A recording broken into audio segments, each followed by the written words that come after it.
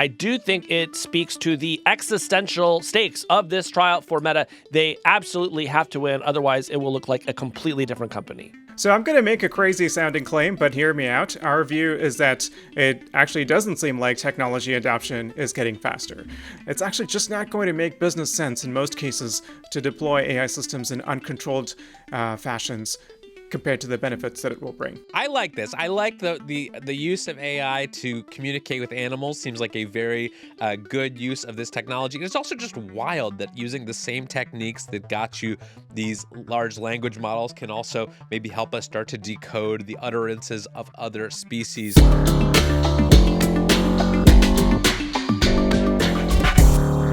Well, Casey, I'm having a little mystery this week. We love a mystery on the show. Because I was traveling last week and I was at the Newark, New Jersey airport, and I realized as I was leaving the airport that I had left my Apple Watch at the airport.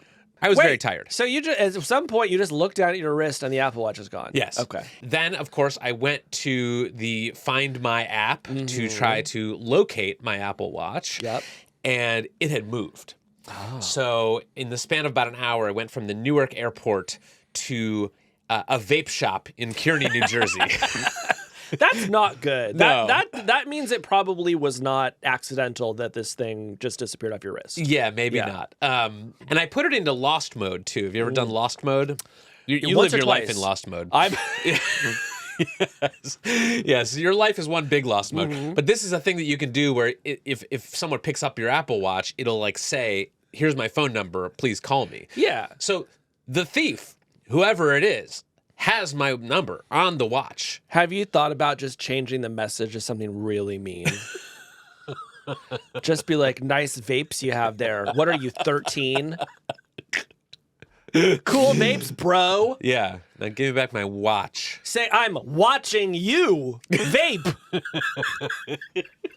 That's what I would change it to. I'm Kevin Roose, a tech columnist at the New York Times. I'm Casey Newton from Platformer. And this is Hard Fork. This week, Meta goes to trial in an antitrust case. Here's what we've learned from the testimony so far. Then, AI snake oil author Arvind Narayanan joins us to make his case that AI has been massively overhyped. And finally, it's time for another round of HatGPT. Casey, we have a very exciting announcement to start the show this week. Yes, we do, Kevin. Tell the people. We are doing a live show. Hard Fork Live is coming to San Francisco on Tuesday, June 24th. Kevin, since almost the start of doing this podcast, we have been clamoring to get out there, to get listeners in a room with us and do what we do live, but maybe with some fun twists and turns, and we are finally ready to share that with the world. Yes, this is going to be a very fun night at SFJAZZ. We have all kinds of surprises in store, including some very special guests. So come on out and hang out with us. Spend the night with us. Yes, and here's what I will say. If you want to have your bachelorette party at Hard Fork Live, we'll take pictures with you. Think about it. Now, listen, I know that you're already sold, so how do you get tickets? Well, it's simple, gang. Go to nytimes.com/events/hardforklive, and you can find the tickets right there, or you can just click the link in the show notes. Yes. There will be Hard Fork merch at Hard Fork Live. Yeah. There may be dancing. There may be pyrotechnics. Here's the point. If you don't go, you're not going to know what happened. Exactly. And I think you're going to want to know. Yeah, it's going to be great. June 24th, SFJAZZ. Tickets just went on sale. Snap them up, because they're not going to last forever. Yes. Buy your tickets today at nytimes.com/events/hardforklive. Now, that's enough of that, Kevin. Let's get to the news. Yeah, so the big story this week that we want to start with is that Meta is finally going on trial. This is an antitrust case that was brought by the Federal Trade Commission years ago. And this week, it started the actual trial in the U.S. District Court in Washington, D.C. Now, this is a big case. It is one of the largest antitrust cases brought over the last decade against a major tech company, and it has potentially big consequences. One of the remedies that the government is trying to push for here is that Meta would be forced to divest Instagram and WhatsApp, basically undoing those acquisitions that Facebook made many years ago. Yeah, and while that might not be a super likely outcome here, Kevin, I do think it speaks to the existential stakes of this trial for Meta. They absolutely have to win, otherwise it will look like a completely different company. Yes. So it's a little too soon to try to handicap how the case is going. It's only been a couple of days. Mark Zuckerberg and other Meta executives are still testifying. Basically, we've just gotten through opening statements and a little bit of testimony. But Casey, can we just review the history of this case and how we got to this point? Yeah, so this is a case that was filed all the way back in December 2020 during the first Trump administration. The charge was that Meta had acted anti-competitively in building a monopoly in this space that the FTC calls personal social networking, and that one of the ways that they had illegally maintained it was by snapping up all their competitors and preventing them from growing into big independent companies. Most famously, of course, with Instagram, which it bought in 2012, and with WhatsApp, which it bought 2 years later. So that was the original charge. And the judge, Kevin, throws it out. And what's the reason for throwing it out? Well, the FTC had alleged that Facebook had a monopoly in this market. But when the judge read the complaint, he was like, you kind of didn't really offer much evidence for that. You know, there was kind of a stray stat here or there, but he felt like the FTC had been kind of lazy in bringing the case. So he said, I'm throwing this out. If you want to refile it, you can, but I'm not letting this thing go forward until then. And then they refiled it. They did after President Biden took office and the FTC got some new leadership. So Lena Khan became the new head of the agency. And the administration did decide to continue the case. And they went through and they added in a bunch of kind of new stats and facts and figures trying to illustrate this idea that there really is something called a personal social networking market and that Facebook, which would soon change its name to Meta, had a monopoly over it.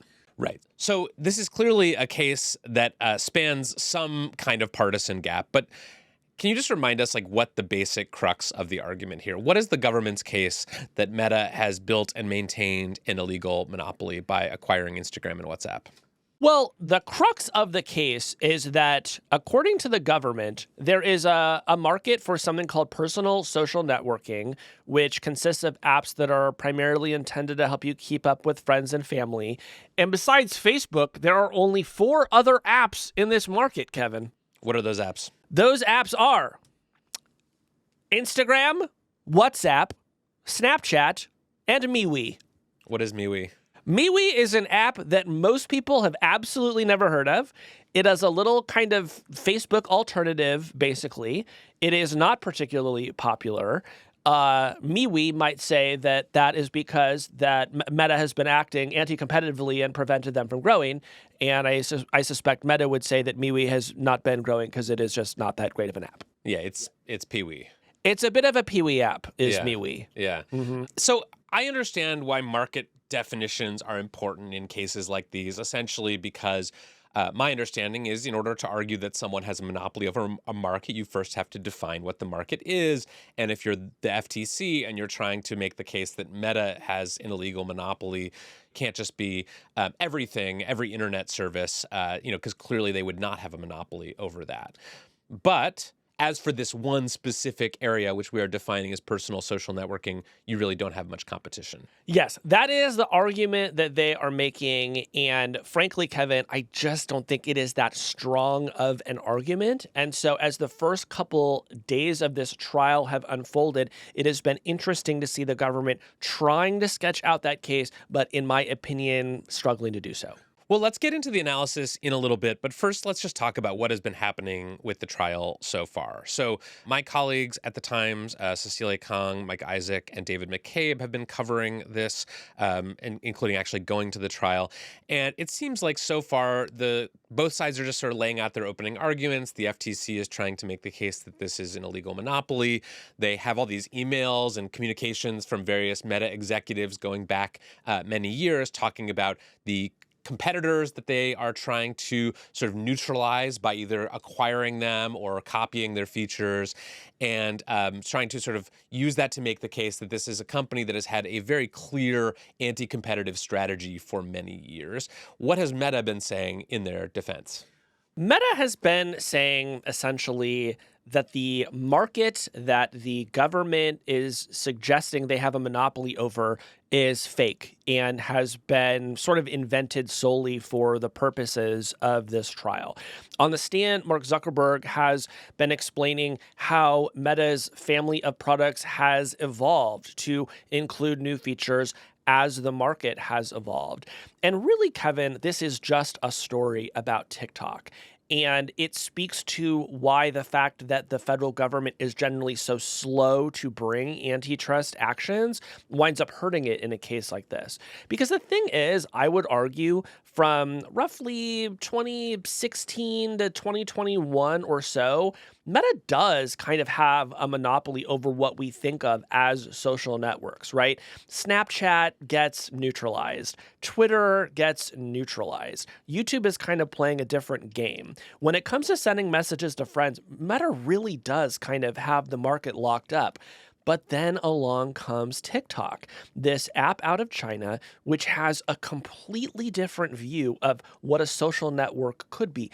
And the most important thing they decide is we don't actually care who your friends and family are.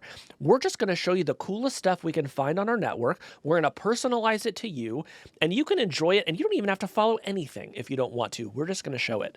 And this winds up transforming the industry, and Meta and everyone else has been chasing it ever since. And so if you're the federal government, this is a problem because you're trying to solve an essentially like 2016 era problem in 2025 when the world looks very different. Yeah, I mean, the way I sometimes think about it is that Meta had a monopoly, but that they failed to maintain the monopoly. And the way that they failed to maintain the monopoly was that they didn't buy TikTok when it was a much smaller but fast-growing and popular app. And actually, it's stranger than that because a big way that TikTok grew was by buying a bunch of ads on Facebook and Facebook apps. They essentially used Facebook to bootstrap a new social network that ended up becoming one of Facebook's biggest competitors. So I think, if you take the long view here, it's not that like Meta has this like long-standing monopoly that it still maintains today. It's like they had one and they let it slip away by failing to recognize the threat that TikTok posed. And Zuckerberg has talked about this a bit on the stand this week. And what he's essentially said is, look, TikTok just looked very different than what we were used to competing against because it was not really about your friends and family. And so we did miss it for that reason. But if you fast forward to 2025 and you open up TikTok, what is TikTok trying to get you to do? Add all of your friends, send them messages, right? All of these apps eventually wind up turning into versions of each other. But again, it's creating this problem for the government because how do you successfully make the argument that Meta still has maintained this monopoly? Or are you somehow able to convince a judge that Meta should be penalized for maintaining the monopoly that it had back when it did? Yeah. I wanted to ask you about one thing that has come up so far in the trial. Every time there's like a big antitrust lawsuit between a tech company and the government, we get all these like emails and these internal deliberations between executives, like talking about various strategy things. And I always find that to be like the most interesting and revelatory piece of any of these trials. Absolutely. Is like how these people talk to each other, what kinds of things they're worried about, how they're sort of planning years in the future.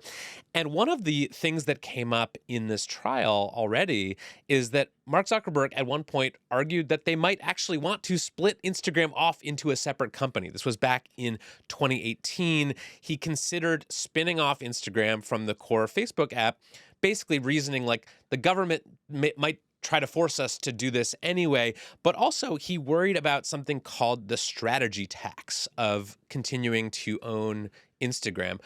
Can you explain what he meant by that? Yeah, so this was really fascinating to me as well. In 2018, Instagram was really bedeviling Mark Zuckerberg.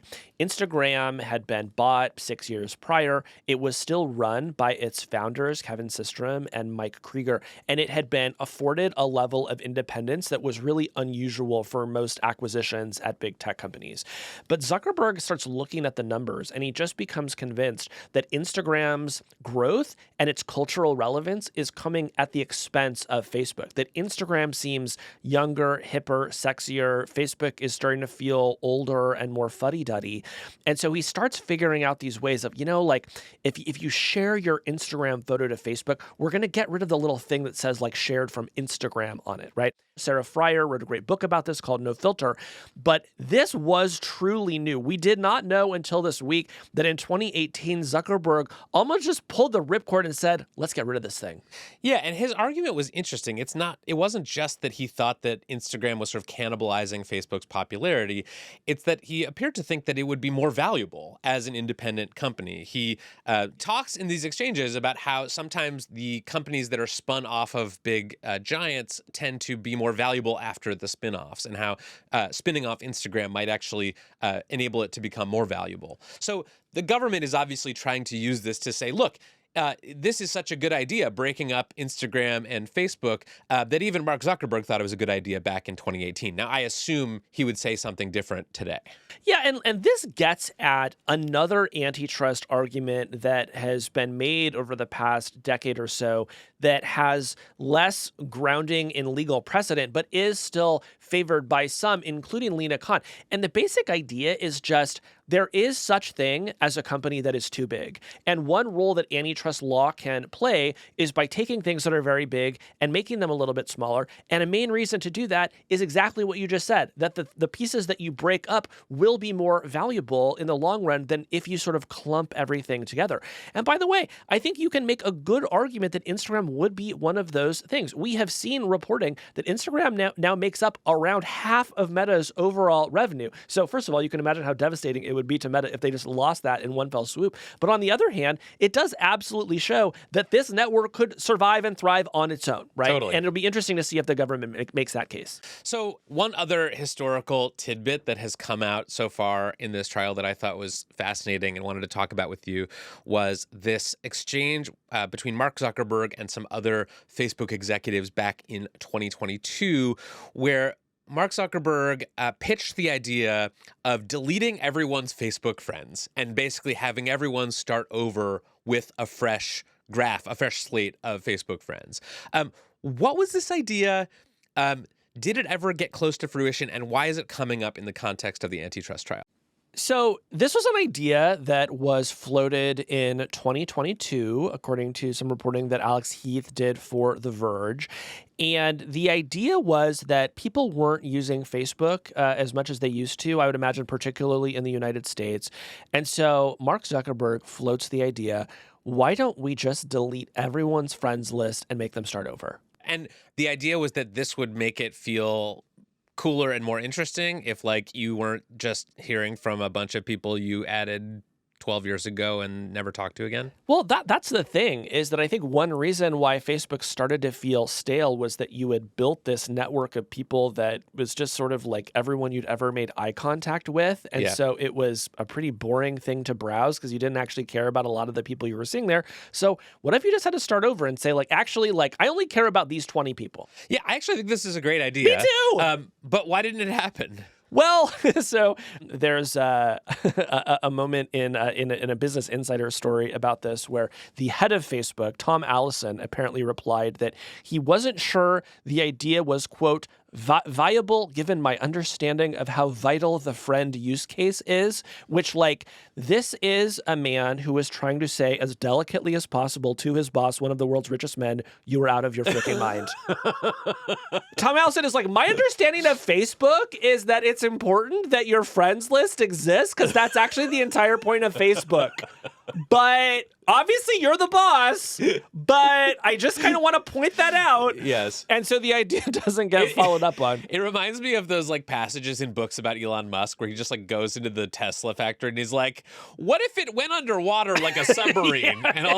And all the engineers have to be like, sir, that's not possible given the laws of physics. Exactly. This is sort of like, there's like these famous stories about, you know, if you were like an Amazon employee and you open up your email and there's like some like terrible story from a customer and it's been forwarded to you by Jeff Bezos with just a single question mark. Yes. All of a sudden, that's all you do for the next month is like figuring this out. So this is one of those stories. But what's so funny, Kevin, is while on one hand we can agree this would probably be destructive to Facebook's business, it does seem like a great idea that they should absolutely do. Totally. Yeah. All right. So that is some of the spicy stuff that has come up at the trial so far. What are you going to be looking for as this trial goes forward to figure out how it's going to go? Well, number one, your colleague Mike Isaac reported this week that in one of the emails, the former chief operating officer of Facebook, Sheryl Sandberg, asked Mark Zuckerberg how to play Settlers of Catan. I need to know if she ever learned how and if she got any good at it. That seems a little beside the point. But, well, that's thing one. Thing two, though, Kevin, is can the government actually make its case? Look, I never like to be on the side of sounding like I'm carrying water for $1 trillion corporation. But I also believe in like governments making good, solid arguments based on the facts. And again, while I think that there was a great case that Meta acted super anti-competitively over the past decade, I mean, that's just like settled fact as far as I'm concerned. I think it's a lot harder to say they have a monopoly in a world where everyone is chasing after TikTok at 1,000,000 miles an hour, right? So can the government somehow convince us that no, TikTok is a very different thing, and that were it not for Meta's continued anti-competitive behavior, MeWe would have 1 billion users? Then, well, I don't know how the government's going to be able to prove its case. Yeah. I mean, one thing that I'm looking at is the political dimension here, because we know that Mark Zuckerberg has spent the last several months furiously sucking up to Donald Trump and people in the Trump administration, trying to cast himself as a great ally and friend to the administration. And we also now know that part of the reason that he was doing that is to try to make this antitrust case go away. And in fact, late last month, according to some reporting that came out recently, Mark Zuckerberg actually called the FTC and offered to settle this case for $450 million, which was a small fraction of the $30 billion the FTC was asking for. And that he, according to this report, sounded confident that the Trump administration would sort of back him up, and that was one reason that he was willing to make this lowball offer. Yeah, this is like as close as you could have come if you're Mark Zuckerberg to just giving the FTC the finger, right? Like $450 million in the context of this trial is nothing, and he knew it was nothing. And this was, I believe, him signaling to them, your case sucks and I'm about to win. Yeah, and there's some really interesting backroom politics happening here that I don't pretend to know the ins and outs of, but maybe you know more about them. Essentially, my impression from the outside is that all of this flattery and kissing up to the Trump administration was actually seeming to work. Like the administration's posture toward Meta was softening somewhat.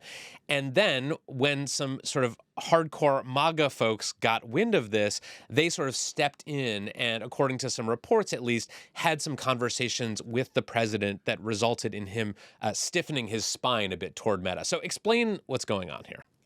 Sure. Well, so there was a report in Semaphore by Ben Smith, former Hard Fork guest, that Andrew Ferguson, who is now the chair of the FTC, and Gail Slater, who is an assistant attorney general in charge of antitrust enforcement at the Justice Department, went to meet with the president to try to say, hey, you have to please let this case go forward.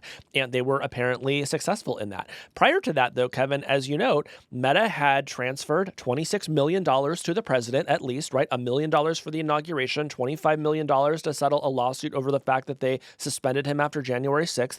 And that seemed to be working. You know, the president and J.D. Vance started to criticize all of the European fines and fees that were being levied against Facebook for various infractions. It was really starting to become kind of a plank of his trade war that, hey, we're not going to let you fine our companies anymore, no matter what they did, right? So all of this was music to Mark Zuckerberg's ears, and I suspect one reason why he might have thought, you know, I bet I can get this antitrust case get thrown out. Yeah, and it turns out he couldn't. And now it's, now he's on trial and he's having to testify and go through all this evidence. And, my feeling on this is like, I think the FTC's case is somewhat weak here for all the reasons that you laid out.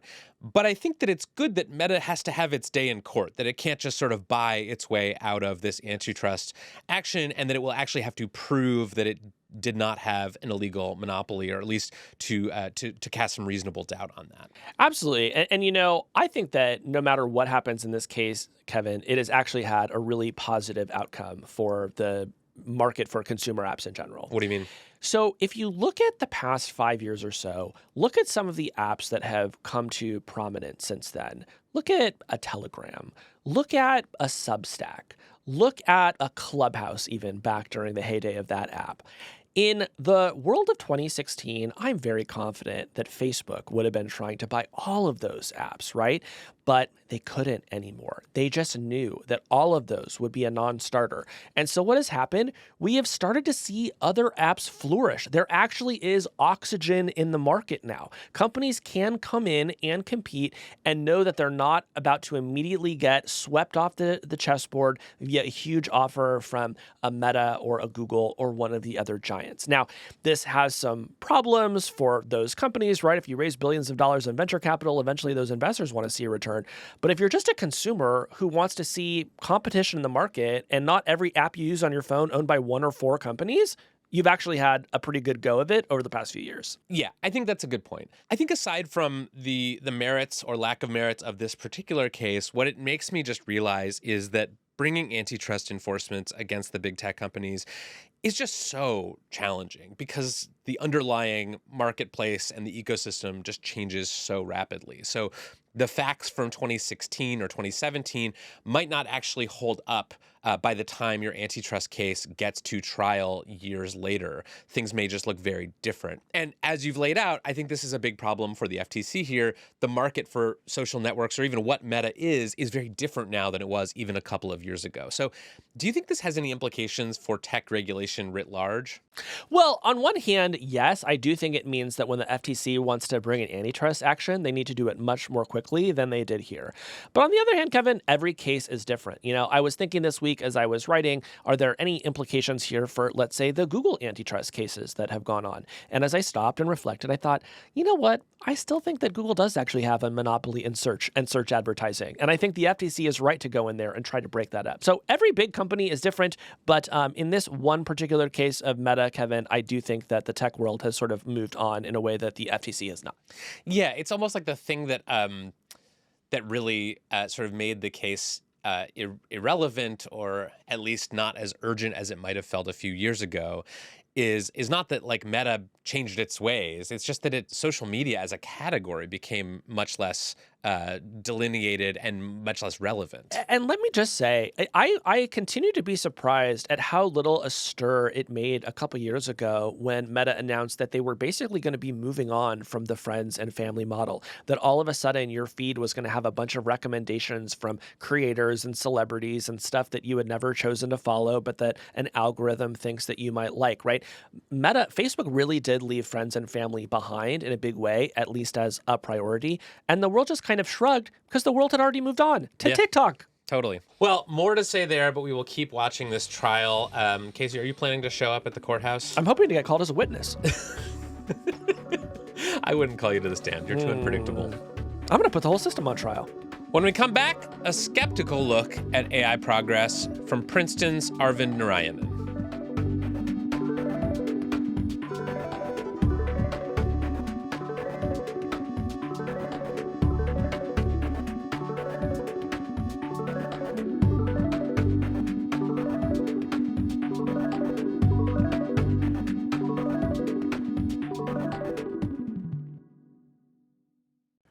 Well, Casey, last week on this show, we had a conversation with Daniel Cocatello from the AI Futures Project about his new manifesto, AI 2027, and we got a lot of feedback on it. Yeah, in fact, one of my friends messaged me and said, that was a real bummer.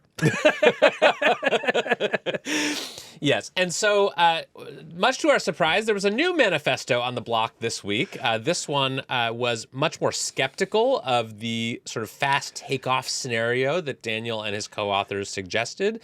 It was written by 2 computer scientists at Princeton, and it is called AI as Normal Technology. Yeah, and this really arrived at the right time for us, I think, Kevin, because for weeks, if not months now, listeners have been writing in saying, hey, we love hearing you guys talk about AI, but we would really appreciate a slightly more skeptical take on all of this. Somebody who has not bought all the way into the idea that society is going to be completely transformed by 2028. And so when you and I read this piece from Arvind and SFJAZZ, we thought this might be the thing that our listeners have been looking for. Yes. So this piece was written by Arvind Narayanan, who's a professor of computer science at Princeton, and his co-author, Sayesh Kapoor.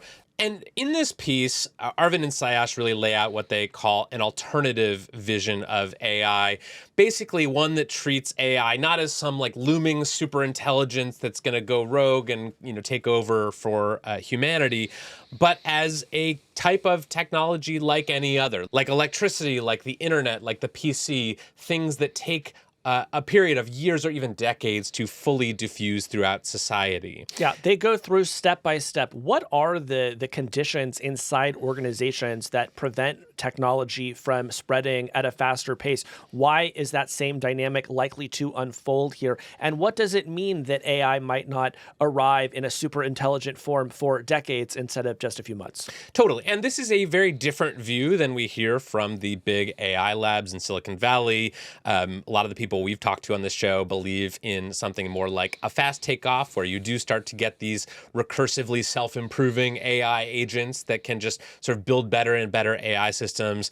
And Arvind and Sayash really say, hold on a minute, that's not how any of this works. And Kevin, something that I really appreciate about this work is that Arvind and Sayash are not the sort of skeptics who say that AI is all hype, that it isn't powerful, that you can't do cool things with it today. They also don't think that its capabilities are going to stop improving anytime soon. These are not people who are in the sort of deep learning is hitting a wall camp. They think it's going to get more powerful. They just think that the implications of that are much different than those who have been suggested. So to me, it seems like a much smarter, more nuanced kind of AI skepticism than the sort that I sometimes see online. So to make his case that AI is a normal technology and not some crazy super intelligence in the making, let's bring in Arvind. Arvind Narayanan, welcome to Hard Fork. Thank you. It's great to be here. Great to chat with you after so many years of reading your writing. Well, let's start with the central thesis of this new piece that you and Sayash Kapoor wrote together. There's a lot in it. It's very long, and we'll take time to unpack some of the different claims that you all make. But one of the core arguments you make is that AI progress or the sort of fast takeoff scenario that some folks, including former guests of this show, have envisioned is not going to happen because it's going to be bottlenecked by this slower process of diffusion.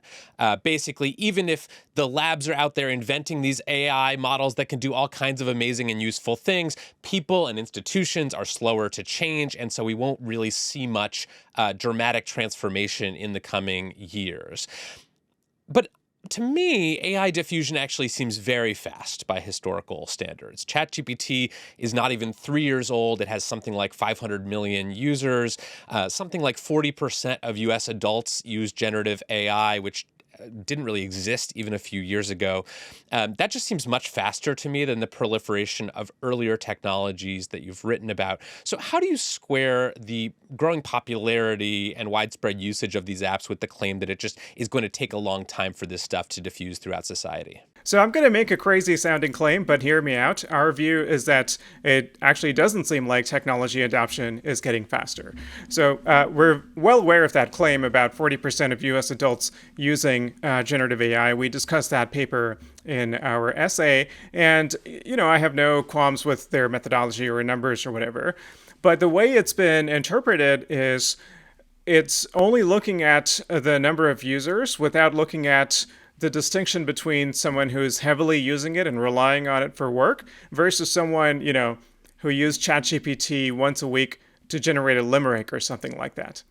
So the paper, to the author's credit, does get into this notion of intensity of use. And when they look at that, it's something on the order of 1 hour per work week. And it translates to a fraction of a percentage point in productivity. And that is actually not faster than PC adoption, for instance, going back 40 years. Yeah. I know you are not specifically responding with this piece to any other piece that's come out, but I just can't help but thinking about our conversation that we had last week with Daniel Cocatello of the AI Futures Project, who has just spent the past year putting together this scenario of what he thinks the world will look like over the next few years. And part of his thesis is that we'll start to have these sort of autonomous coding agents that'll automate the work of AI research and development and will essentially speed up the iteration loop for creating more and more powerful AI systems. I'm curious what you make of that thesis and where you think it breaks down. Is it that you don't think that the systems will ever become that good and capable of that kind of recursive self-improvement, or is it that you think that will happen, but it just won't matter much because coding is only one type of job and one type of occupation, and we've got all these other ones? Like, where is the hole in that scenario? Sure.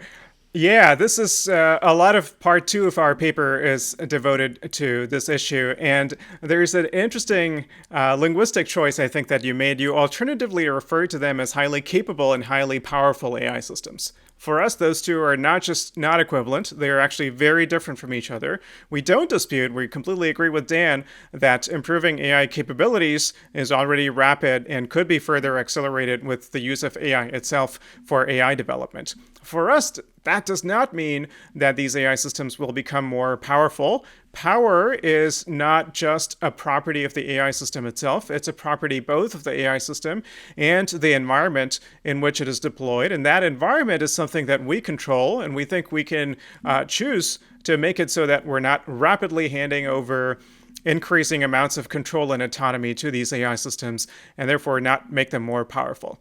Now, there's an obvious counter-argument that these things will make you so much more efficient that people will have no choice but to do so.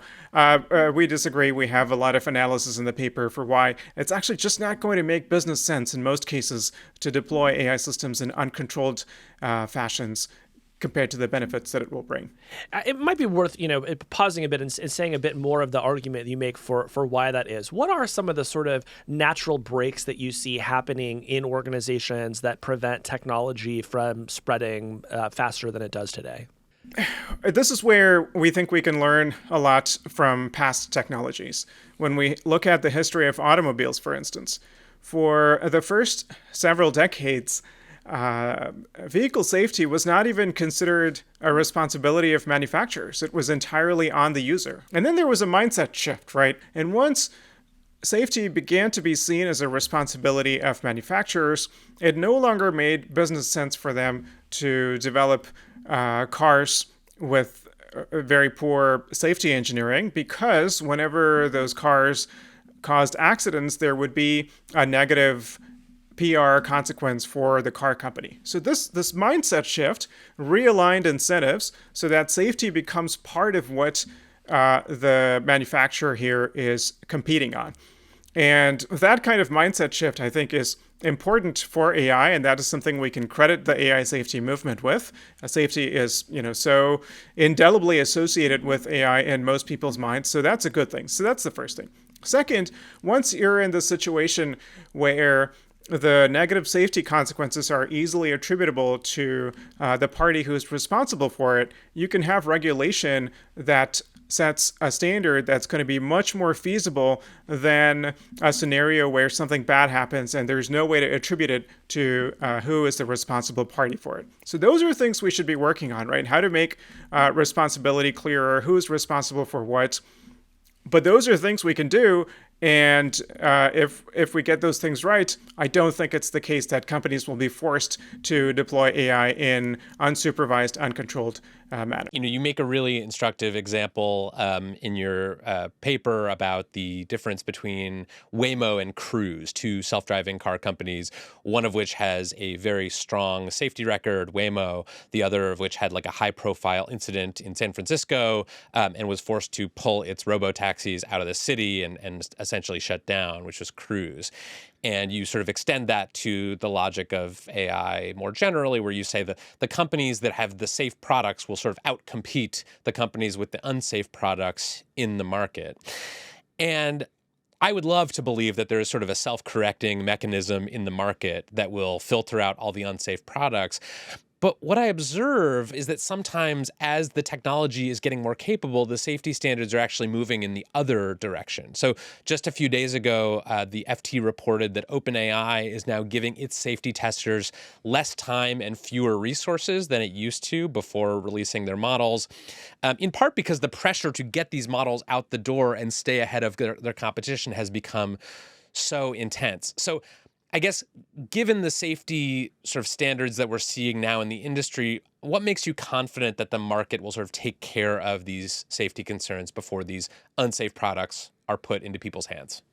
I'm not confident, and that's not something we say in the paper. We don't use the term self-correcting. We don't think markets will self-correct. It will take constant work, I think, from from society, and obviously, journalism plays a big role here, and regulators. We don't try to minimize the role for regulation either. And yes, what we're seeing with some of the safety windows decreasing is a problem. Definitely with you on that. But I think that is something that we have the agency to change. The fact that safety testing happens at all before models are released, that is something very different with AI than with past technologies. That is something we accomplished together, the AI safety community and everyone else who had a stake in this, to make this the expected practice for companies. And yes, it's true that recently things have been trending in a negative direction. It's important to change that. One last thing I want to say is that while I agree with Kevin's concerns, it's not maybe quite as concerning to me as some people would see it, because for us, a lot of the safety concerns come from the deployment phase as opposed to the development phase. And so while yes, there is a big responsibility for model developers, a lot of the responsibility has to be shared by deployers so that we have defense in depth. We have multiple parties who are responsible for ensuring good safety outcomes. And I think right now, the balance of attention is too much on the developers, too little on the deployers, and I think that should change. Let's talk about another aspect of safety, which is the idea of alignment, right? This idea in AI development that we should build systems that adhere to human values, and that if we don't do that, there's some potential that eventually they will go rogue and wreak havoc.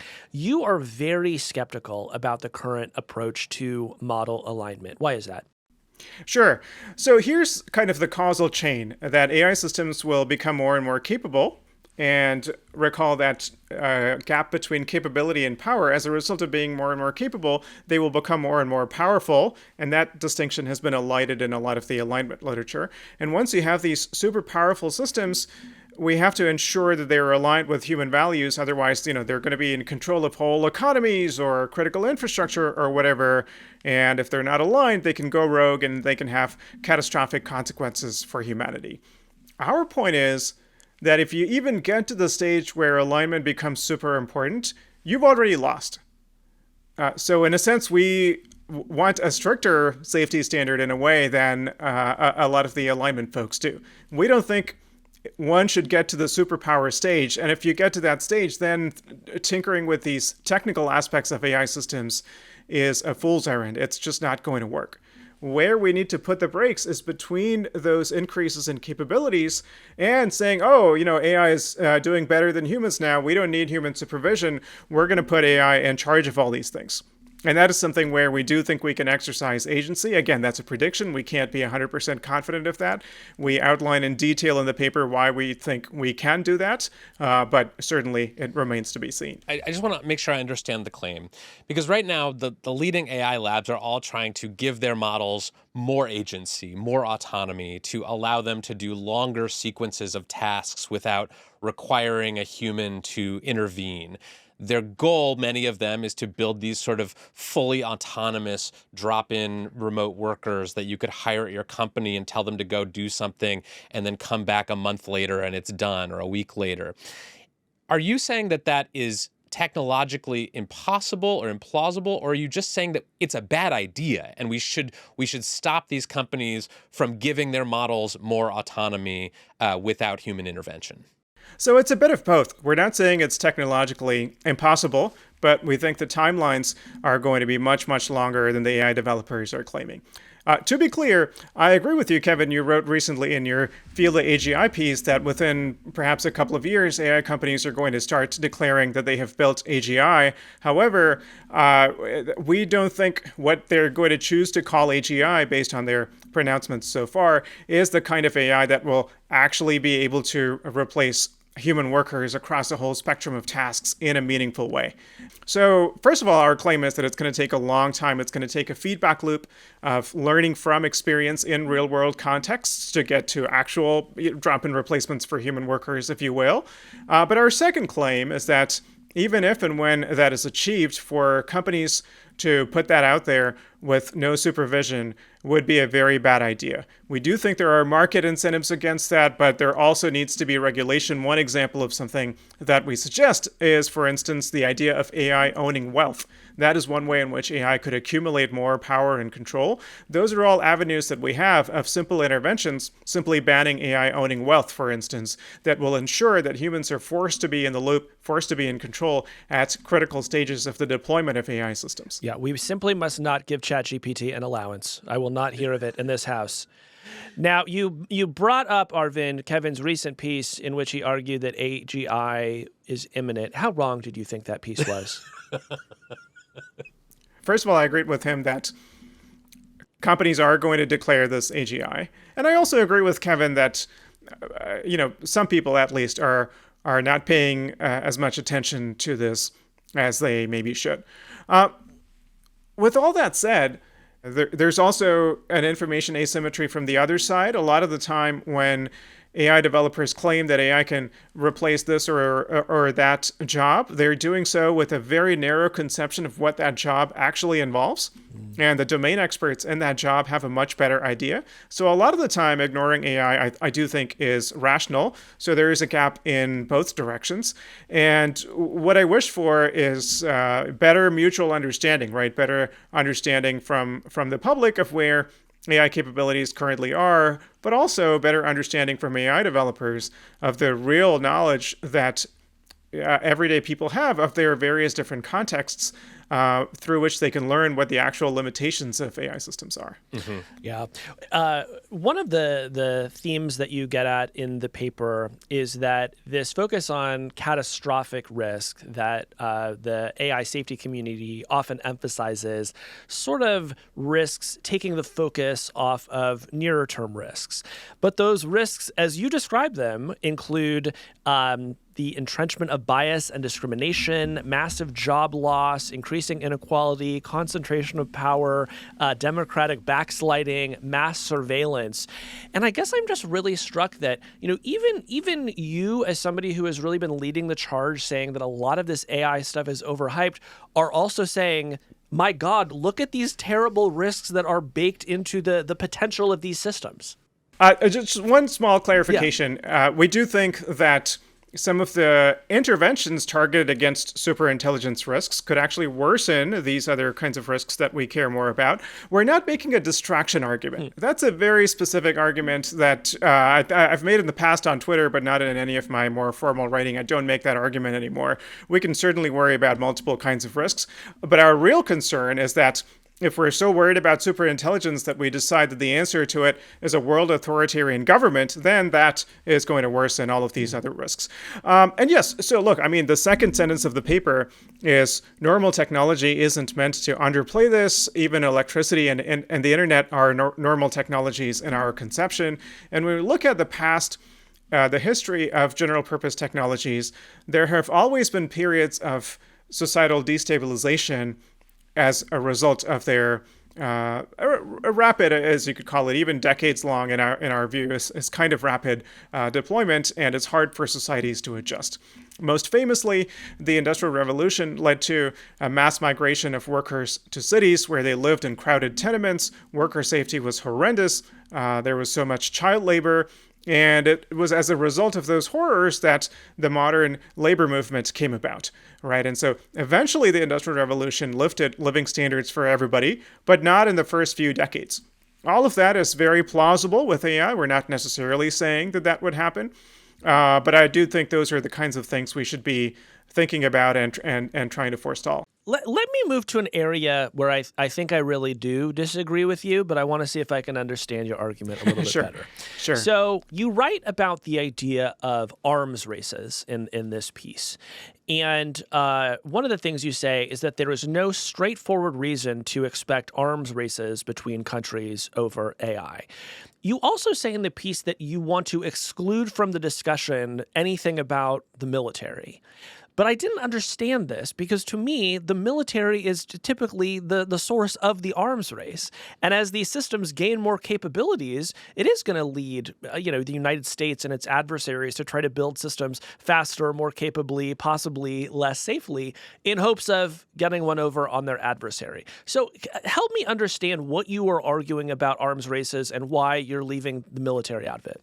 Yeah, so to be clear, when we say we exclude the military, we're just straightforwardly admitting that that could be an Achilles heel of the whole framework, and it is something we're researching. We don't think that military arms races are likely, but it's not yet something we understand well enough to confidently put into the paper. We're going to be exploring that in follow-up. So that's what we mean by excluding military AI. But even outside the military, there are lots of arms races that have been proposed, right? So, for instance, one way in which this has been envisioned is, let's say, our court system or any other important application of decision making. Maybe countries will find that it's just so much more efficient and effective, let's say, to put AI in charge of making all decisions about criminal justice. So that's a kind of metaphorical arms race you can imagine, where there is a push to develop more and more powerful AI systems with less and less oversight. So it is that particular concern we're responding to. And our point of view there is, first of all, this is not the kind of thing at which you can perform at a superhuman level. The limitations are inherent and not related to computational capabilities. And even if it is, somewhat more efficient, you can save paying for the judiciary, for instance.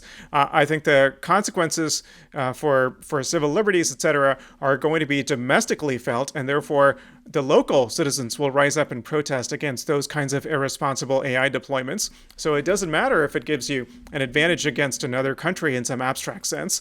It is not something that people will accept or should accept. Yeah, I find that such an interesting argument and provocative, because it also just, it really flies against some of my priors here, which are that there are actually powerful market forces and demand forces pushing people toward less restricted models. I observe that in some of the most recent models they've released, OpenAI has sort of relaxed some of the rules around what you can generate, generate images of public figures. They're reportedly exploring more erotic role play that you can use their models for. There does seem to be this market force, at least in the US, that is pushing people toward these less restricted uses of the AI models. Or how about, Kevin, when you went to the Paris AI Action Summit, which sort of had its roots in the idea of building safer AI, but you got there and it was basically a trade show, right? And it was the French government saying, hey, don't count France out of the AI race, here we come, right? So to me, I feel like we're sort of already seeing this competitive dynamic play out. Yeah, but I want to see what that looks like from your perspective, Arvind, because I think, my perspective is that we are already in something of an arms race. We have these export controls. We have people at the highest levels of government in both the United States and China saying that this is like a definitive conflict of the next few decades. So what in your mind lowers the stakes here, or lowers the temperatures, or takes us out of the category of an arms race? So this is one of the other big ideas in the paper. We're borrowing this from political scientist Jeffrey Ding, and we're adapting it a little bit. And his big idea is that geopolitical advantage comes less from the innovation in technology and more from the diffusion of that technology throughout the economy, the public sector, throughout productive sectors. And he says that America's advantage over China right now is not primarily because of our capacity to out-innovate. And innovations travel between countries very easily, and we've seen that over and over. And in any case, the innovation advantage in AI is like a few months at best. The real advantage is in diffusion. Diffusion, again, being the bottleneck step that takes several decades. And that's where the advantage really is. So we agree, and we talk about the implications of that, but we're saying that the same thing also applies to risks. The risks for us are keyed not to the development of capabilities, but to the decision to put those models into consequential decision-making systems. And while it is true that there is an arms race going on in development, we're not seeing an arms race in the consequential deployment of these AI systems. And just to make that point very concrete, Kevin, I'm going to play devil's advocate a little bit here. I do think to be clear, I do think it's bad if model developers skip safety testing altogether. But indulge me in this thought experiment. Let's say model developers start releasing models with absolutely no safeguards, whatever. So what? Let's talk about it. Yeah, what do you think happens next, Kevin? I mean, the classic answer from the perspective of an AI safety person would be that a very bad person or group gets their hands on a model that is unrestricted and uses it to, say, create a novel pathogen or a bioweapon. They can do that today. We have state-of-the-art models that have been released with open weights, and sure, they might have some safeguards, but those are actually trivial to disable, so that capability exists today. I think if that were the thing that's going to lead to catastrophe, we would all be dead already. And that's a risk that existed even before AI. A lot of the ways in which AI can help create pathogens is based on information that's also available on the internet, so this is something we should have been acting on all along, and we have been finding other ways to decrease that risk. One could argue that maybe those steps are not enough, but it is hard for me to see this as an AI problem as opposed to just an existing civilizational risk. I find that a bit glib. It makes me think of the debate over deepfakes and synthetic media. Like, it was always true, I shouldn't say always, but for the past, 30 years, it's been true that you could take a photo of me and manipulate it into some non-consensual nude image of myself, right? The capability exists, and until recently it hasn't even been legal to do that in most places, but now you can do it instantaneously, right? And so part of the danger of AI is not does the capability exist, it is sort of how easy does it make the bad thing. And my guess is that what Kevin is worried about is that a future sort of open weights model is going to make it much easier for somebody to make a novel pathogen than the current state of the art, where you have to use the Google search engine, which famously has been getting worse for some time now. So, let me, if I may, quickly respond to that. So I completely agree with you on the deepfakes concern, and I want to come back to that, especially the notification. Every time we're asked about, what we actually worry about with AI, that's absolutely at the top of our list. And I think the way in which policymakers have been so slow to react to that has been shameful. I'll come back to that in a second. But where I disagree with you is that as a model for how we should think about biorisk, because with the notification apps, friction matters a lot. If you decrease the friction, if you make it a little bit easier to access these apps, these high school kids are going to use them, and it's been an epidemic of hundreds of thousands of these kids using it, and it's a real problem. It's a huge problem. Biorisk is not like that. It's not something that a bored teenager does. That's something, where someone's trying to destroy the world or whatever.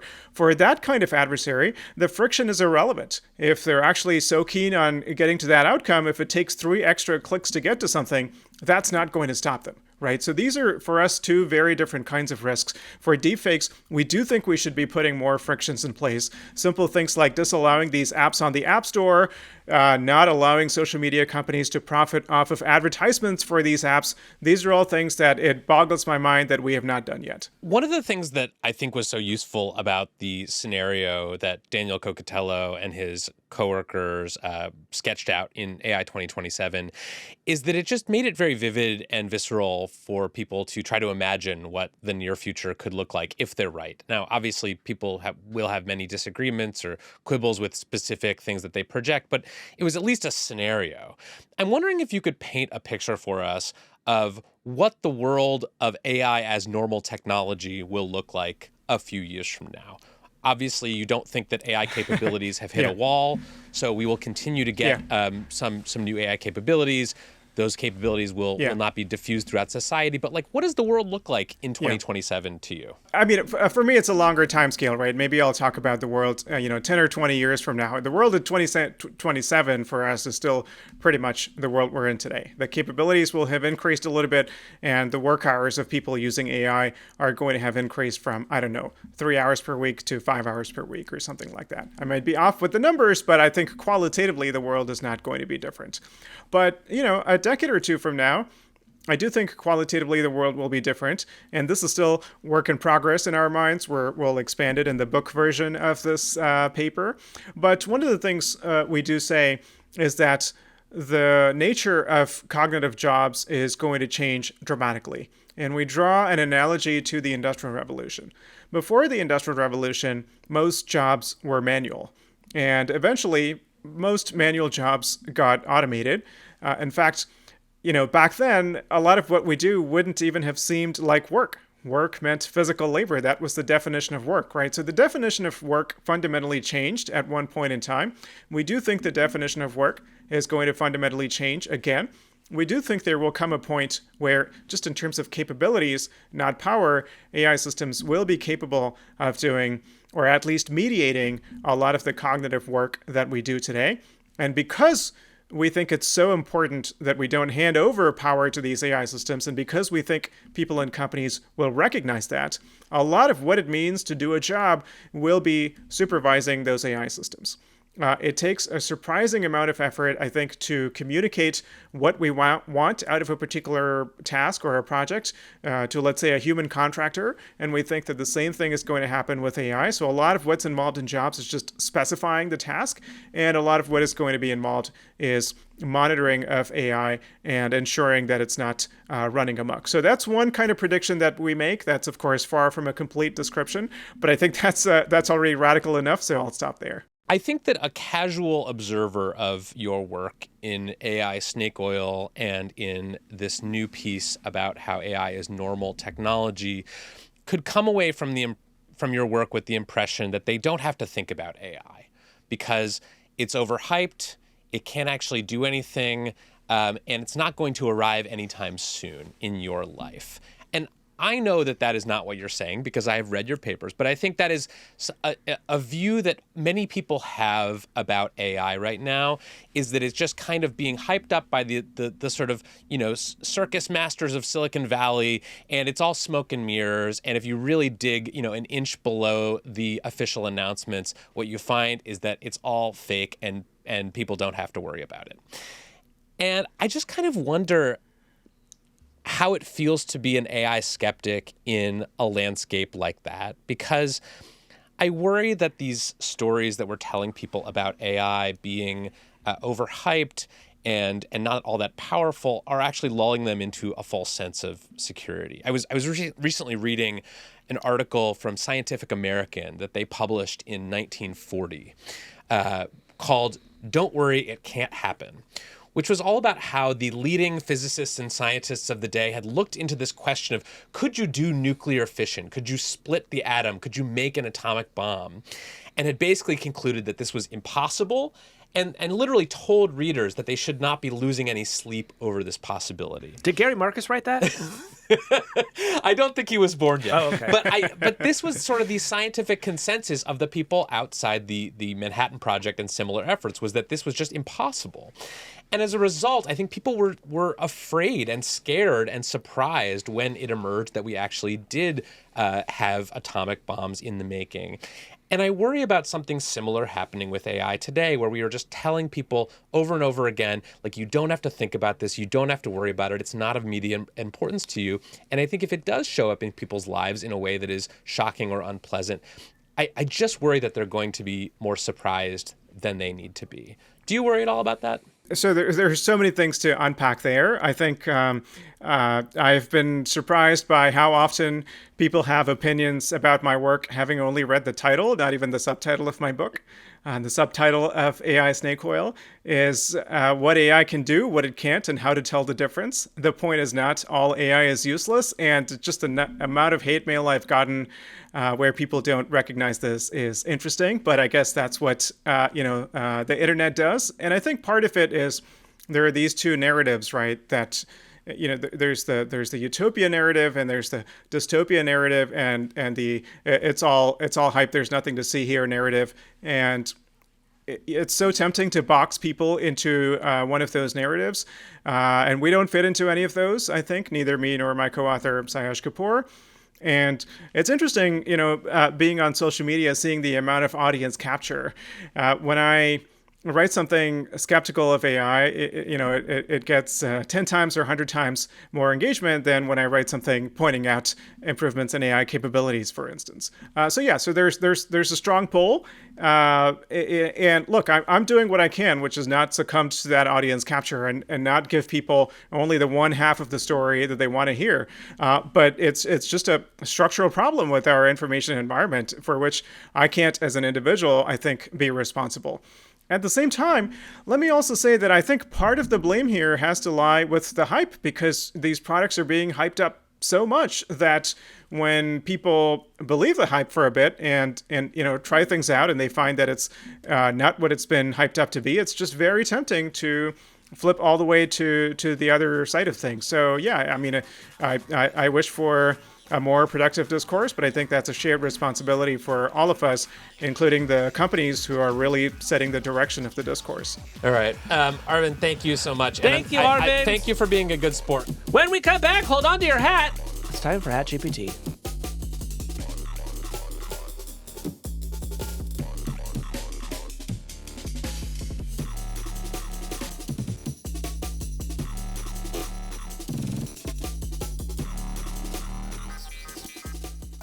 Well, Casey, it's time to pass the hat. Let's get the hat.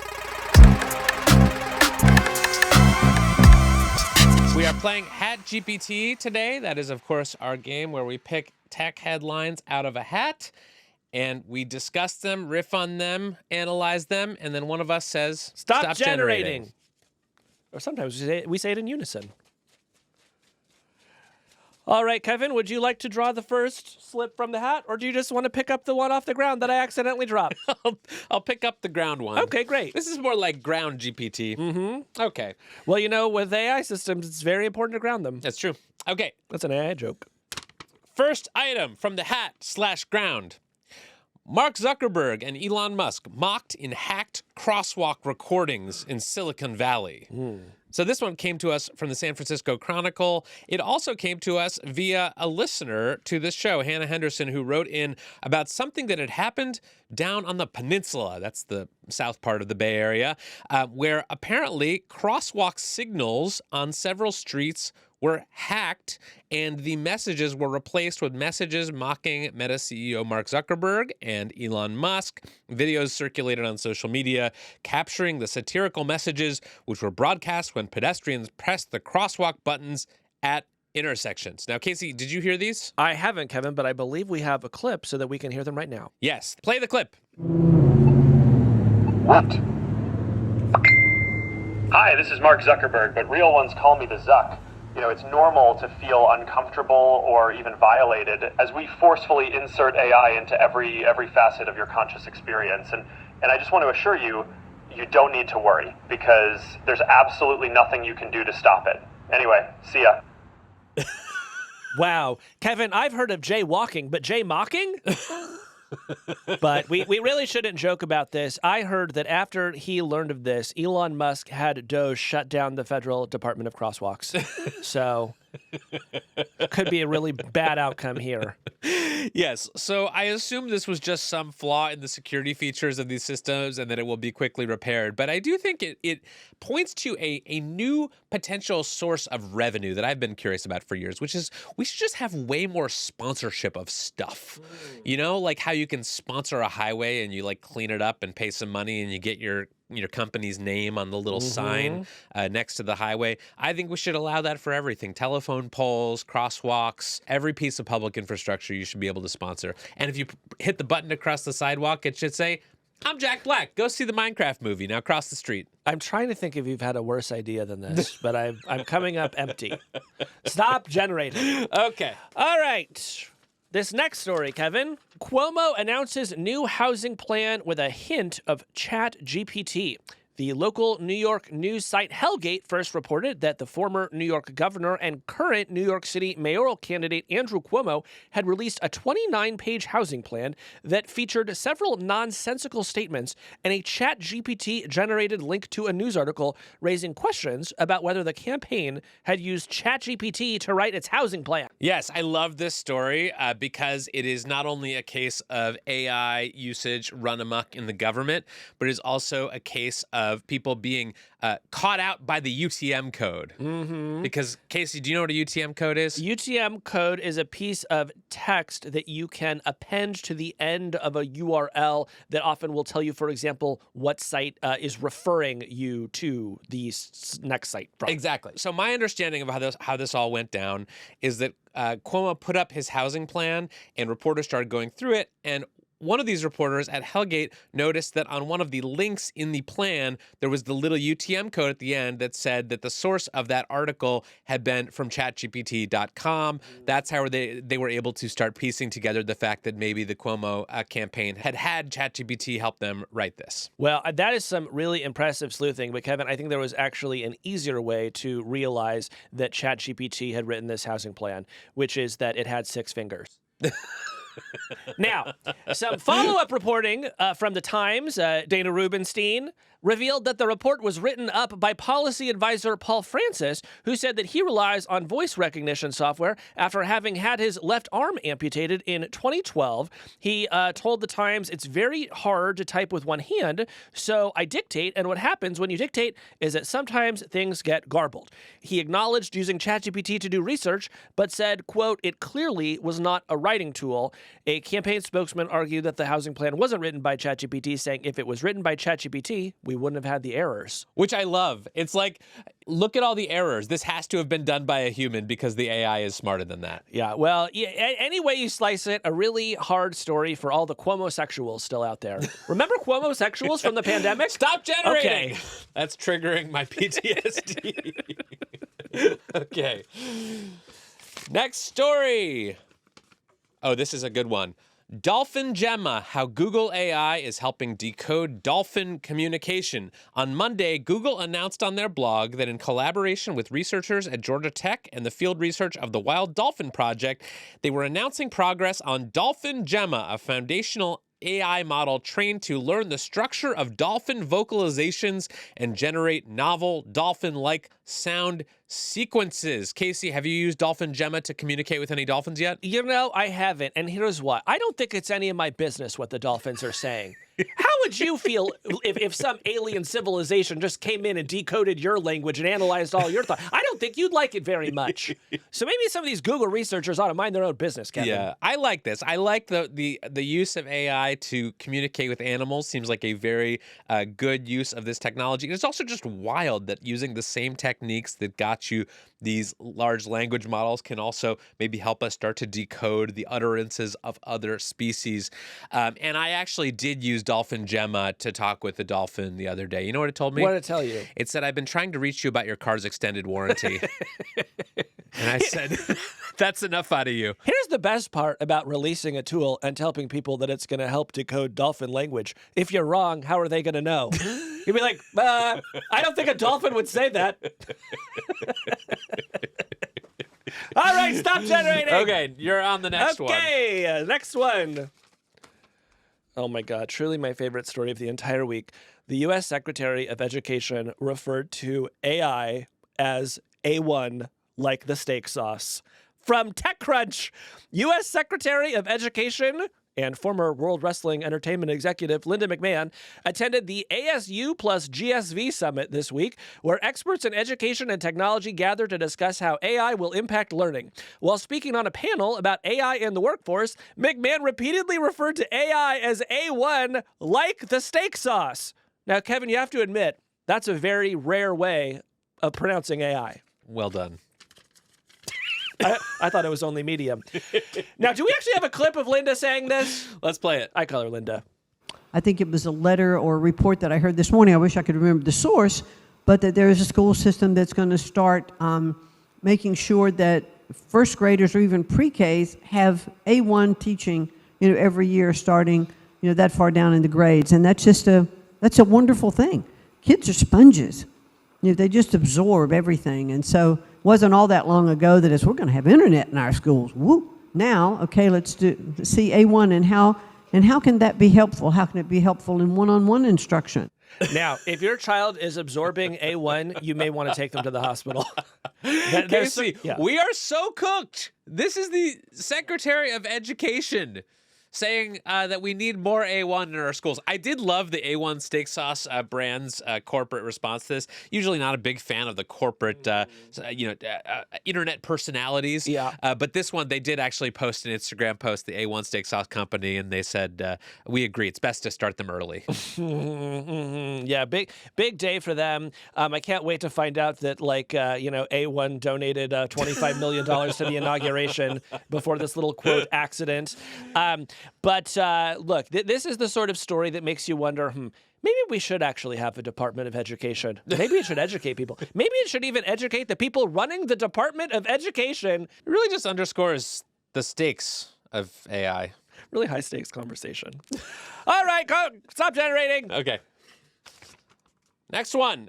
How Japan built a 3D printed train station in 6 hours. This one comes to us from the New York Times.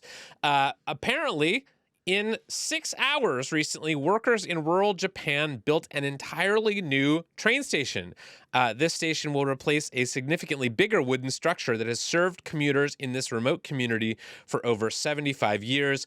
The new station's components were 3D printed off-site over a 7-day period and assembled just over 100 square feet are the measurements of this new station. It is expected to be open for use in July. Casey, what do you think of the 3D printed train station in Japan that was built in just 6 hours? Well, if they built it in 6 hours, why do I have to wait until July to use it? That's my main question. What do you think?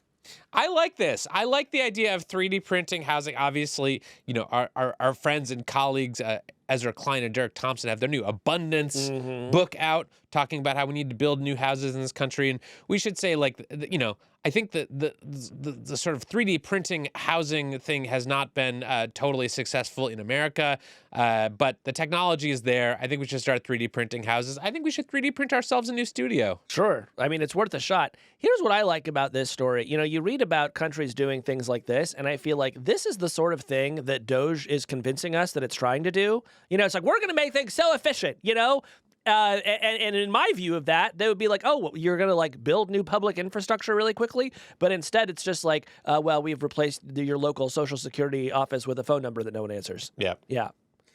Anyway, good job, Japan. Good job, Japan. Advantage, Japan. Yeah. Is there one left, or is that it? There's one more.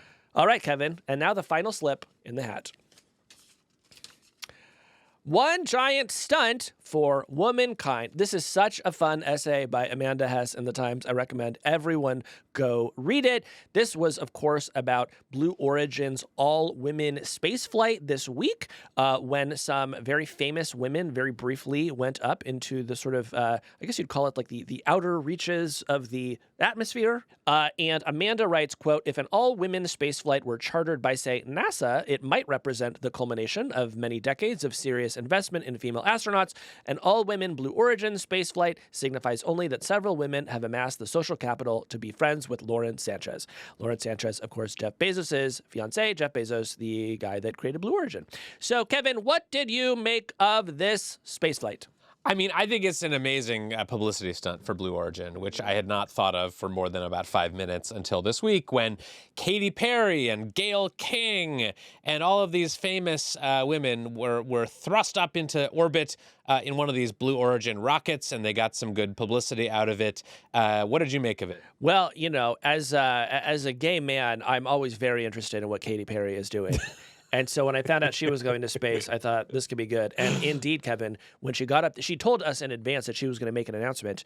And then she got up into space and the live stream cut out. And so I think we're still trying to find out what that announcement is. But we may actually have a clip of exactly when the live stream cut out. Let's play it. Katy Perry did say that she was going to sing in space. I'm waiting for it. Waiting for it. 1 minute warning. 1 minute warning. So that is Capcom indicating a 1 minute warning for our astronauts to take in those last views before they get buckled back into their seats. Now, according to several other passengers on the trip, Katy Perry did indeed break out into song, singing What a Wonderful World before returning. And when she got back to Earth, she kissed the ground. What did you make of that? I'm still reeling from that clip. That's the best Katy Perry has sounded in years. She may just want to release that. Forget What a Wonderful World. What did we just hear? That was great. Now, Very Casey- avant-garde. Now, Casey, would you go to space if Jeff Bezos or Elon Musk offered you a spot on one of their rockets? No, if Elon Musk offers you a spot on a rocket, that's giving Bond supervillain. I will not be. I'm barely getting into Teslas at this point. How about you? What about Blue Origin? Would you take one of their flights? Under the right circumstances, I'm space curious. Yeah. You have to admit, it would be a great story to tell, even if you only go up for a few minutes. Yeah. It could be a great story. Yeah, totally. And you get to wear that valor for the rest of your life. You're always an astronaut. You go up for 10 minutes. I mean, this was a fairly short flight. My understanding is, they didn't have to do any maintenance of the craft. It was just sort of they were just there for the ride. No, well, I think once Katy Perry started singing, people started looking around saying, we got to get this thing back on the ground. I really can't deal with that much of this. No, I want to go to space, and I'll tell you why. Why's that? Because I once read that you actually become taller in space. Ooh. You can grow as much as a couple inches just because your spine elongates in the zero gravity environment. I'm 5'10", Casey. I've always wanted to be 6 feet. So I think going to space could get me there. And Wow. for that reason, I'll go up. Well, if we went up together, we'd come down and you'd be 6 feet and I would be 6'7". Yeah, which would be terrifying. Then I'd have an even harder time finding pants. Anyway, that's what's going on in space. Now, actually, one more question. Yeah. If you were an alien civilization and you found out that the United States had launched Katy Perry at you, would you consider that an act of aggression? Yes, and I hope this starts an international incident where like the Soviet Union will start sending up its pop stars. Mm-hmm. Does the Soviet Union still exist? Whatever happened to them? I've been meaning to ask. And that's HatGPT. Hats off to you, newsmakers. And we can assure, actually, people will be curious. I can assure you, no A1 was used in the making of this segment.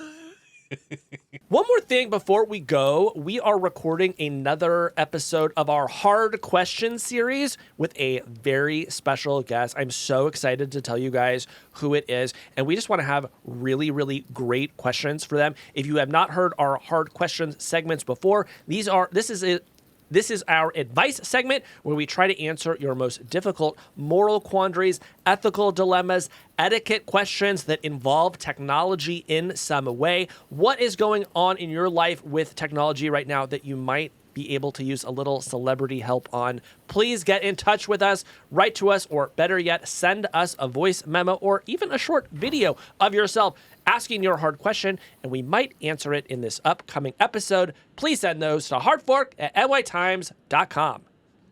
And make them hard.